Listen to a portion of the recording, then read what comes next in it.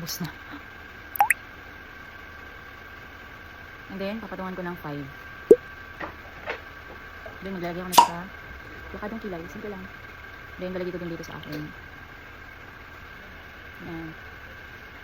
Ang ginamit na foundation. Bali, ang gamit ko ay ito lang. Maybelline Super Stay Concealer.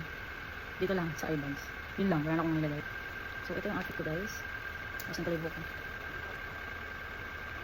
Kung sawa na kayo sa skirt and shorts, sakto ito. Mag-trousers naman tayo. Pwedeng pampasok sa office o kaya naman pag school days, pero wash day. Madami tong available colors. Actually, meron din akong white nito. Ayos to lalo na kapag tamad kang magplancha kasi hindi naman masyadong masagwa kahit di mo na plancha yan. Di ba obvious? O di ba mukha kang kagalang-galang pero hindi nahuhuli sa uso. 230 pesos lang yan. Mas mura pa kapag promo or may voucher ka.